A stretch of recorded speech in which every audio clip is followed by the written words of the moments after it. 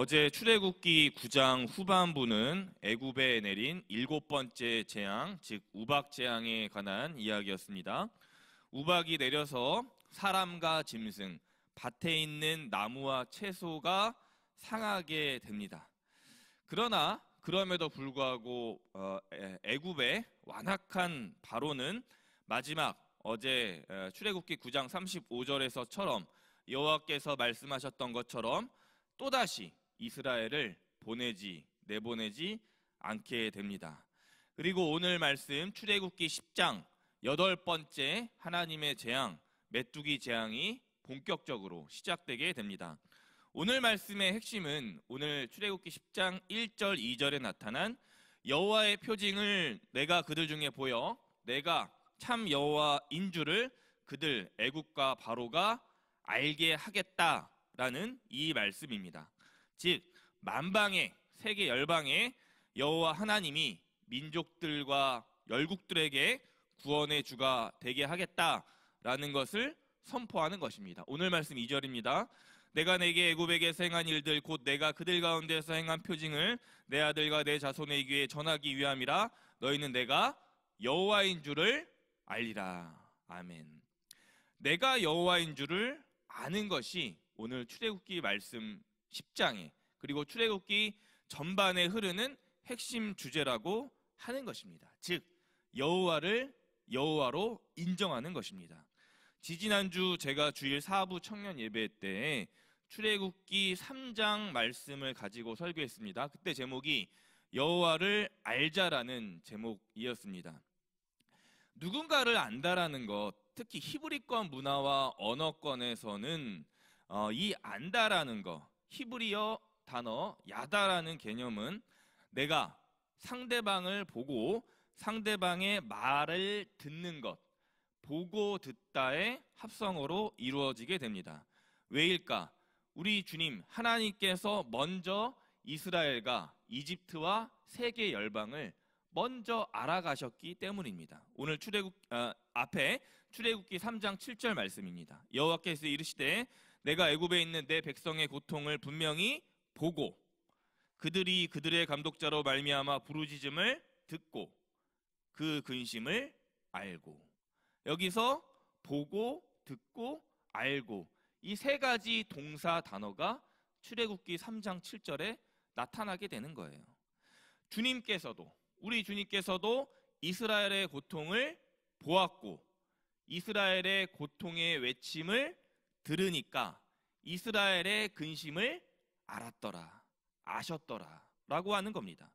그런 점에서 오늘 애굽의 바로가 하나님께서 주 여호와 하나님 되심을 인정하지 않는 것은 하나님을 여전히 알려고 하지 않는, 하나님을 부단히도 모르려고 노력하고 있는 죄악 중에 죄악인 것입니다.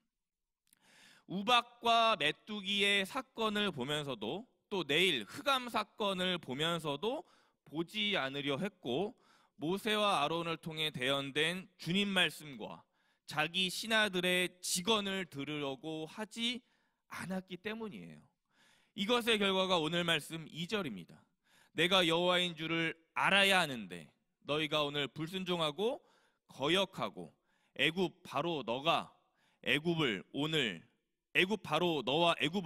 내가 오늘 벌하여서 내가 하나님됨을 내가 여호와됨을 보이고 있겠다. 그런데 너희가 알려고 하지 않는구나. 예레미야 5장 12절입니다. 그들이 여호와를 인정하지 아니하며 말하기를 여호와께서 계시지 아니하니라. 재앙이 우리에게 임하지 아니할 것이요 우리가 칼과 기근을 보지 아니할 것이며. 이것은 이집트 애굽 백성들의 말이 아니라 이스라엘과 유다가 이후에 말하게 되는 예레미야 시대 때의 말씀입니다. 이스라엘과 유다 역시 역사를 되풀이하고 있는 거죠. 애굽의 바로처럼 동일하게 여호와 하나님의 말씀을 반역하고 여호와를 인정하지 않고 여호와를 알려고 하지 않는 노력이 동일하게 이스라엘과 유다에게 나타나고 있는 것입니다. 핵심은 오늘 출애굽기 10장 8번째 재앙 앞에서 내가 이미 앞에 쭉 7가지 재앙 줄기차게 내려서 애굽을 치셨는데 나 여호와 하나님의 마음 민족과 열방들아, 특별히 나 여호와의 마음과 생각, 말씀에 불순종하고 있는 너희들아, 오늘 내가 바로 정확히 너희를 창조하여 인도하고 구원하여 내는 구원자임을 친히 내가 알게 하겠다. 이것이 오늘 출애굽기 10장까지 8번째 재앙을 주 여호와 하나님께서 애굽의 바로에게 나타나게 하시는 목적입니다. 그래서 오늘 말씀 출애굽기 10장 3절 하반절에 모세와 아론이 바로를 향해 이런 주님 말씀을 대언하고 있는 것이죠. 내가 어느 때까지 내 앞에 겸비하지 아니하겠느냐? 내 백성을 보내라. 그들이 나를 섬길 것이니라. 아멘. 계속해서 오늘 말씀의 핵심은 여호와를 아는 것입니다. 여호와를 인정하는 거예요. 호세아 6장 3절입니다. 그러므로 우리가 여호와를 알자, 힘써 여호와를 알자. 그의 나타나심은 새벽빛같이 어김없나니 비와 같이 땅을 적시는 늦은 비와 같이 우리에게 임하시리라 하니라. 아멘. 호세아에서도 말씀하고 있는 거예요. 우리를 살리시고 우리를 일으키시는 여호와 앞에 나와 무엇을 해야 한다라는 것입니까? 여호와를 알자. 그것도 여호와를 힘써 알자. 그러므로 오늘 바로가 우박 재앙 앞에서 그나마 자기가 남은 채소와 나무와 경작물들을 지키려고 했다면 여호와 하나님 말씀에 즉각적으로 순종하고 자신에게 내려진 준엄한 여호와 하나님의 심판의 말씀이 무엇인지 해석했어야 되는 거예요. 이 상황의 원인, 과정, 결과를 주관하시는 여호와 하나님을 힘을 다해 애굽의 바로와 이스라엘은 알아야 했던 것입니다. 그럼에도 자기들의 신하의 말은 바로가 조금은 신뢰를 했나 봅니다. 자기 신하들의 말은 조금 이해가 됐나 봅니다. 모세와 아론을 다시 불러내어서 이제 너희의 여호와 하나님 섬길 자를 불러 모아라. 이때 아주 또 완악했던 바로가 모세의 제안을 거부하고 모세의 말을 꼬투리를 잡게 됩니다. 결국 오늘 출애굽기 10장 12절에 주님께서는 모세의 지팡이를 들게 하셔서 동풍을 불게 하셨다. 그래서 우박에 상하지 않았던, 그나마 우박에 상하지 않아 남아있던 밭의 모든 채소와 나무와 곡식을 메뚜기의 습격으로 초토화시키게 되는 여호와 하나님의 일하심이 나타나게 됩니다. 그 정도가 얼마나 심했던지 오늘 15절 말씀에 메뚜기가 온 땅을 덮어서 온 세상이 어둡게 되었다. 이것은 내일 말씀 흑암 재앙의 징조라고 할 수가 있는 거예요. 온 땅에 푸른 것이 완전히 박살나고 사라지게 되는 겁니다. 이후 바로가 잠깐 여호와 하나님을 향해 죄를 뉘우침으로 그나마 주님 은혜로 메뚜기가 강력한 서풍에 의해서 홍해바다로 싹 다 들어갔다라고 하죠. 그러나 이것도 잠시 여호와께서 바로의 마음을 또다시 완악하게 하심으로 이스라엘을 바로가 다시 보내지 않게 됩니다.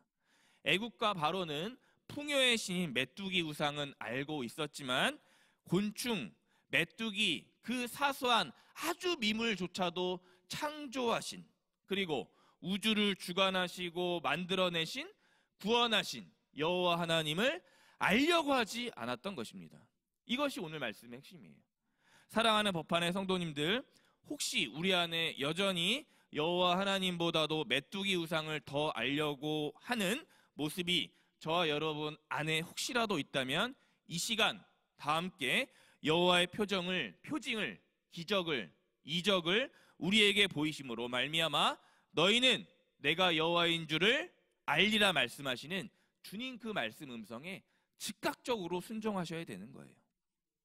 혹시 내 주변에 여호와 알기를 거부하고 여호와의 구원 사건, 십자가 부활 사건을 부정하는 내 사랑하는 사람이 주변에 혹시라도 있다면 오늘이 바로 그때입니다. 내가 그들을 위해 성령께 간구함으로 그들이 여호와를 알 수 있도록 내가 친히 도구가 되어야 되는 거예요. 그들에게 즉시로 찾아가셔서 그들의 마음이 겸비되어서 애굽의 바로와 같은 오늘 출애굽기 10장과 같은 인생이 아니라 주 여호와 하나님을 내 인생의 구주로만 알고 깨닫고 모시고 살아갈 수 있도록 기도하셔야 하는 겁니다. 이것이 이 한 가지를 기억하고 내 삶에 여호와를 더욱 알기로 결단하시는 모든 법한의 성도님들, 오늘 출애굽기 10장 말씀을 통하여 되시기를 주님의 이름으로 간절히 축원합니다. 아멘. 기도하겠습니다. 내게 내가 애굽에서 행한 일들 곧 내가 그들 가운데서 행한 표징을 내 아들과 내 자손의 귀에 전하기 위함이라. 너희는 내가 여호와인 줄을 알리라. 아멘. 이 새벽 주님 말씀으로 잠들었던 저희 심령을 일깨워 주시니 감사합니다. 출애굽기 10장에 모세에게 대언하셨던 말씀을 저희 모두 아멘으로 순종함으로 받고 누구보다도 내가 주 여호와 하나님 아는 일에 삶의 우선순위를 두는 저와 우리 모두 되게 하여 주옵소서. 삼위일체 되신 성령님, 저희를 인도하셔서 죄악에서 구원하여 주옵소서. 우리를 죄악에서 구원하신 예수 그리스도의 이름 부르며 간절히 기도드렸습니다. 아멘.